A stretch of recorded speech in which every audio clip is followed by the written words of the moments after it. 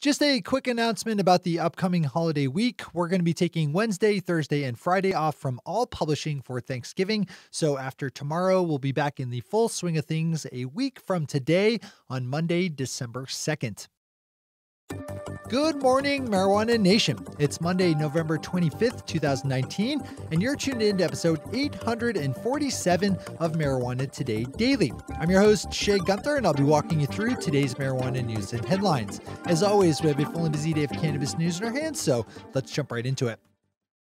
We leap out to Michigan to kick off our holiday truncated news week with the Michigan Regulatory Agency announcing on Friday that the entire state's stock of unsold legal marijuana vaporizer products would need to be tested again before they can be sold. Michigan's medical marijuana industry was already testing all vape cartridges, but the new round of required tests will look for the presence of vitamin E acetate, now named by the FDA as the most likely cause of the flood of vape health-related issues and deaths we've seen in recent months.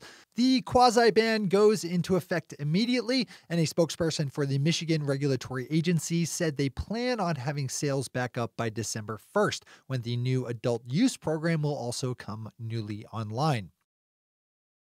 To Florida for our second top headline, where the state Supreme Court ruled in a case involving a medical marijuana patient suing for the right to grow his own cannabis at home.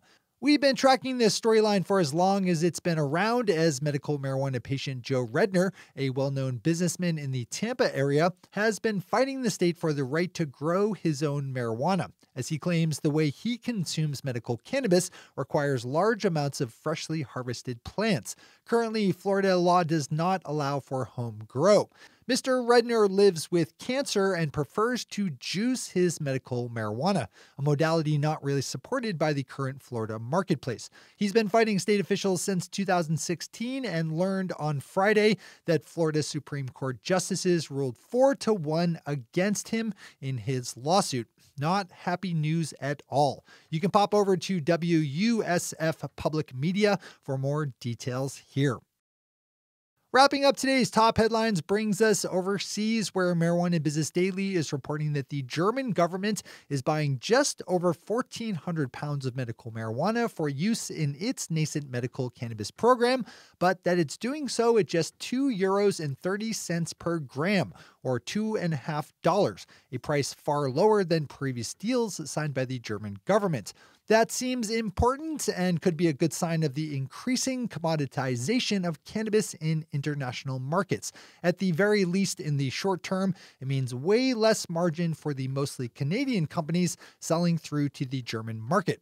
Not a bad one to read today if you have any involvement in Canada or European business. Those are our top stories for today. It's time for Marijuana Today Daily Headlines Blitz. Before we blitz out on headlines, let's quickly thank our sponsor, MJ Today Media, publishers of this show, our weekly title Marijuana Today, and the Green Rush and Weed Wonks podcasts. Today, I'm very excited to announce a cool new thing we're trying here at MJ Today Media called the Smug Mug Club, which you can join to get your very own Stanley insulated coffee mug with the logo of our flagship weekly show, Marijuana Today, printed onto the side with a laser. Very high-tech stuff. Why is it called the Smug Mug Club? You might be asking yourself. Well, it's because this mug is the very best coffee mug in the world. And if you have one, you should feel pretty smug about it. I've been using this exact style of coffee mug for more than 10 years now to feed my daily morning caffeine fix, so I'm super pumped about being able to offer it out to you, Marijuana Nation. Now, here's the thing about the Smug Mug Club. We don't make it easy to join. For one, the mugs cost $100. Why do they cost $100? Because we need to make money. It's pure and simple. This is a way for hardcore supporters of the show to help us keep our news lights on. The mugs themselves cost us about $35 to make, so you can do the math to see our profits, all of which go towards making all of the podcasts that we make. If that profit margin offends you, well, don't join.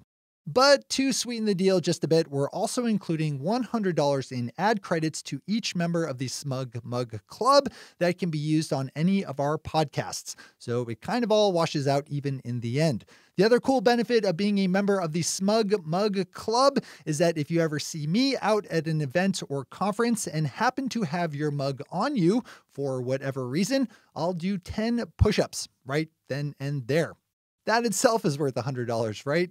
So to sum up the Smug Mug Club, you join up for $100 and you get the world's best coffee mug with a lasered on logo of the world's best weekly marijuana podcast, $100 in ad credits that can be used on any of our shows, and the right to make me do push-ups. Oh, and one more thing, we have just 10 Smug Mugs to start. So right now it's first come, first serve to join the founding class of the Smug Mug Club. To join up, you just need to email me at shay@mjtodaymedia.com and I will tell you where to go from there. There might be a quest involved. You can check out photos of the Smug Mug Club's mugs over at mjtodaymedia.com/smug Mug Club. All right, time for the Blitz.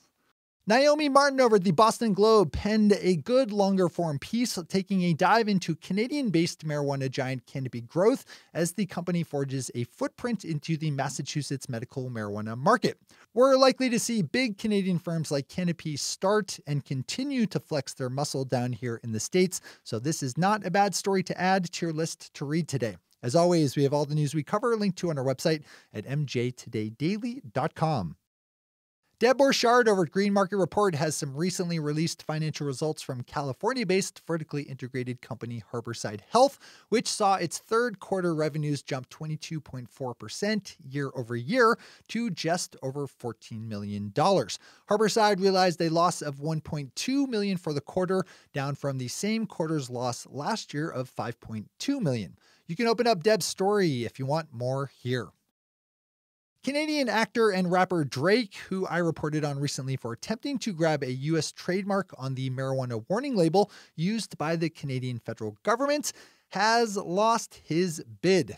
The U.S. Patent and Trademark Office just rejected Drake's application on the grounds that the trademark for the term THC, which features heavily in Canada's cannabis warning mark, is already owned by another company.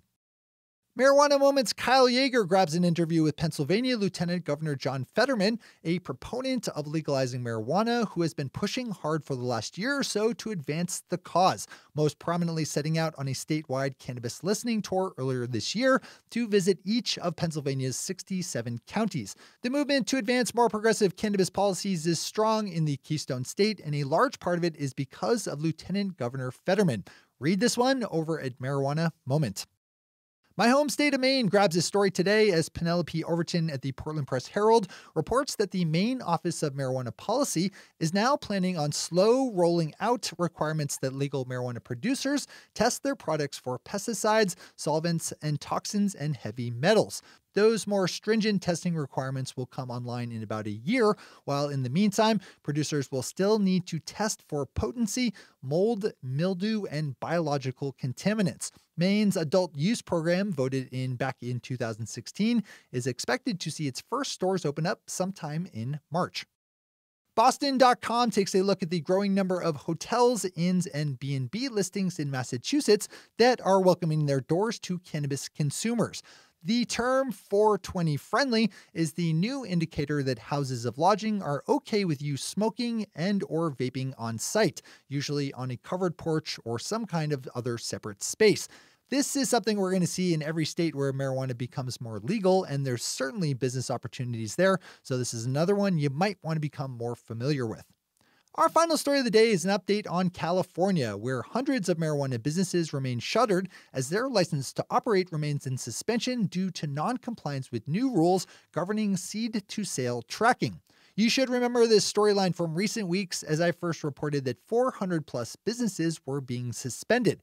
John Schroyer's update over at Marijuana Business Daily has the latest number at 277 suspended businesses and details that many of those are not likely to be actually operational.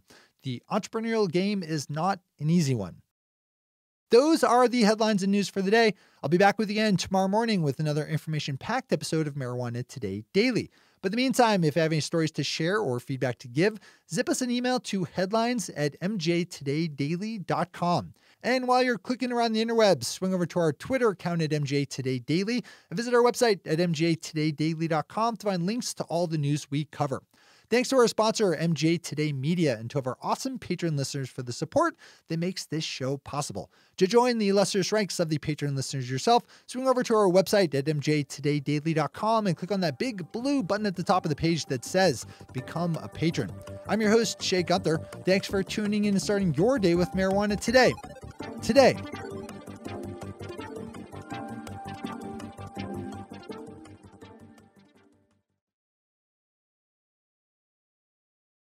One take, Shay. One take.